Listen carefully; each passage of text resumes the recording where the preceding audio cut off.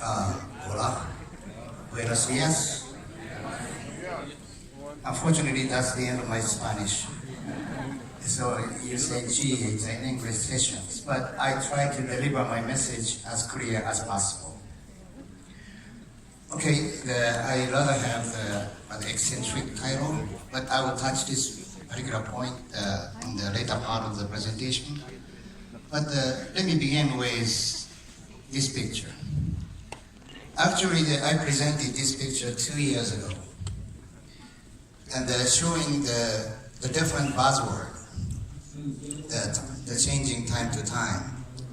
And at the same time, I predicted that every 2 years, there is a new buzzword. As of today, artificial intelligence has been at the peak of hype. You notice there are so many agenda in the conference as well as the exhibits. They're talking about the impact of the AI. And what I would say is when the new buzzword come up, old ones do not disappear. Actually, we will combine, we will accumulate those technologies. At this particular moment, the combination of AI, IoT, big data, social networking, cloud computing, the group as a digital. So that those drives the digital transformations. Another 2 years, I don't predict, but it could be quantum computing or blockchain or something new. As I mentioned, the artificial intelligence at the peak of hype at this point, there are so big expectations and also some concerns as well. But this is not the first time for AI to become so popular. Actually, this is the third time. The first boom was almost immediately after the computer itself was invented. 30 years later, the expert systems capture the attention of the market. Actually, this particular time, the AI is characterized by deep learning as one particular format of the machine learning. The concept, the neural network, I'm not going into too much detail there. The concept itself was actually invented in Japan more than 40 years ago. But the concept was not pragmatic, realistic, until we have an access to big data and also the affordable processing resource, the capabilities. Once again, combining the IoT, big data, cloud computing, AI, particularly based on the deep learning, becomes practical. So, let me introduce what we have been doing in the area of the AI as a company. Actually, we have been doing this AI development more than 50 years. The first product based on AI was automated postal card sorting machines, the big machines. That is based on the technology called today OCR. And nobody calls the OCR as an AI anymore. But at the time, the technology was developed. It was so exciting. The machine will sort the postal card based on this handwriting. Since then, we have continued the visualization, the technologies, particularly the biometric authentications, starting with the fingerprint, the face recognitions, and other biometric-based visualizations. And then the analysis, deep learning, and also I will introduce some other engines along this line. And then at this point of time, we have a group of AI engines. We put the name, the brand, the NEC, the WISE. Once again, including the visualizations, the biometric-based, or the object identification as an extension of the biometric identification technologies. For example, we can even distinguish the single nuts and bolts out of the big group of nuts and bolts. They're based on the surface. So the second group of the analysis is including the natural language recognitions, but also more of the machine learning, particularly the deep learning based engines.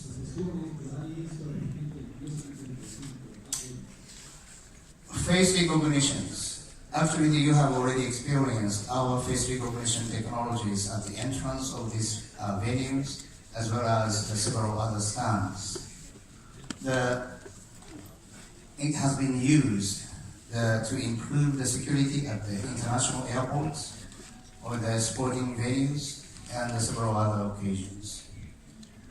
The other sensing technologies, such as to detect the deterioration of the social infrastructure, such as bridge, the freeway, or to measure the analysis, the engines we supply.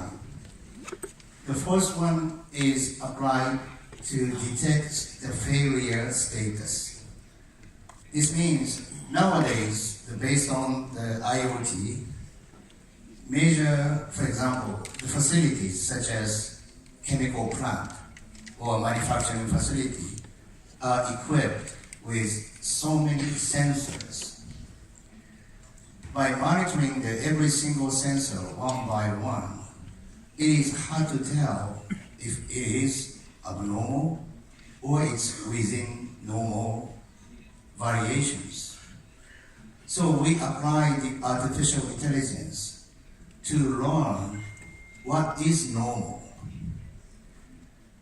Once they learn what is normal, they keep monitoring the various sensors and report the abnormal conditions once they detect it. And we observe that detection is much faster and more accurate than the human supervisors. The other type of the AI engines we deploy is the predictions or the forecast type applications. This prediction or the forecast, they can be applied in the various activities in the society. It can be applied to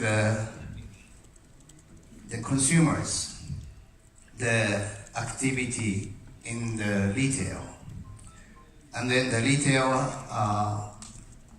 have an opportunity to dynamically change the price to make the total performance improved. Or, as you can imagine, that it can be applied to the traffic demand, the forecast, to do the better traffic management in the congested area. Or it can be applied to do the power demand forecast so that the proper supply and demand management. So, as you can tell, we apply the AI not for games, for example, the AlphaGo or other specific purpose intelligence, or we are not building the very generic, the cognitive engines, somehow similar to Watson or others. We rather pick up the objectives, the target, which has the bigger impact to the society. So we apply our technologies to improve the quality of life and also the performance and the efficiency of the societies. So combining those, we came up with the business focus, which we call the NEC Safer Cities. It is based on the two groups of the AI engines. NEC the WISE I introduced. The other one is the BioIdiom I'm going to introduce on the next page. And we apply initially with a focus of public safety. When we say the public safety, that includes the wide variety of the biometric-based, the ID systems applied to the national ID, for the boarding, immigrations, and other purpose, or to improve the efficiency of the public service, such as police or the fire department, or improve the critical infrastructure security, such as airports, or the more general, the cities. And we are to expand the coverage of the safer cities to include the digital government, as well as the transportations. Again, the goal or the priority of cities are all different. We say every city is unique. So we like to accommodate the priority based on our technologies. Let me introduce the other brand I mentioned briefly, the BioIdiom. Actually, you have on the back of your tag the log of the BioIdiom. Like I said, we have been doing the fingerprint identification over 40 years, and the face recognition more than 20 years. And we have expanded our coverage to voice, vein, iris, and the ear acoustic. We have a little booth showing the capability of the fingerprint as well as face and iris. So on the way out, please spend a few minutes in our booth. What I'd like to introduce here is almost every single features you have on your body can be used as an identification. Let me introduce this ear acoustic one. The shape of the ear canal is unique. It's different by person by person. We are not necessarily measure your ear canal. What we use is the echo of the sound. In the earpiece, there is a speaker and a microphone. And the speaker transmits the high frequency, not too high, but hearable, into your ear canal, and the record, the echo of the sound. And as far as you are touching this earpiece, the service provider can authenticate a person who's wearing this earpiece are the authenticated person or not. You don't need to stand in front of the camera. You don't need to present your finger to the fingerprint sensor. It is done inside the ear whenever the service provider wanted to authenticate. The biometric is the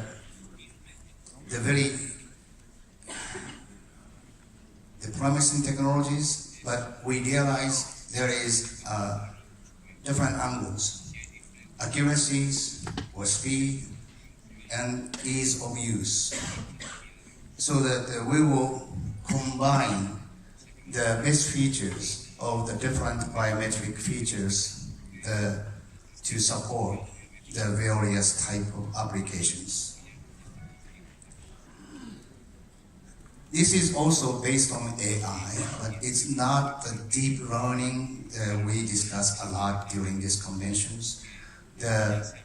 In a sense, it is a pre-learned AI.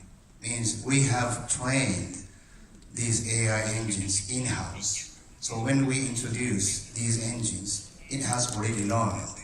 So you don't need to prepare the data for the training.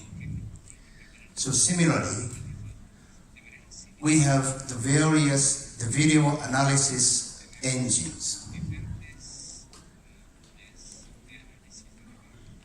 Some engines to count the number of people in the frames, some the frames to detect the behavior of the crowd. We prepare these micro engines. You may choose and combine the different type of modules depending on your applications. If you are to apply the video analysis for security or safety, you may choose the certain set of engines. For the retail, the applications, you may choose the different set of engines. So we have these readily available micro engines, and we offer this through our video analysis platforms. Okay, finally come to the title page again. AI is such a promising technology, but we know you have a concern there at the same time. I noticed the concerns are primarily in two areas. One thing is the analysis capability versus privacy or personal data. The other one is job security. If the AI is deployed in the different places, you may need to worry about the job, either today, tomorrow, 10 years later. And there are many different opinions about this. Somebody says it will eliminate the huge amount of jobs. Other people are a little bit more optimistic that AI will create more jobs than eliminating the jobs. But one thing I can say for sure is somehow close to this. The new jobs created by the AI deployment demands the different skill set for the job the people are engaged in right now. So, generally speaking, we are optimistic about these issues. I don't say too easily, such as, yeah, it's not only for AI. Every single technology is introduced. old jobs disappeared, the new jobs created. I don't think it is that simple in the case of AI because it provides the impact to the intellectual activity part of human. It's not the blue-collar automation things. It will affect many of your white-collar jobs. So we need to be prepared, but we don't need to be scared. In case of NEC, we see two major areas of the applications.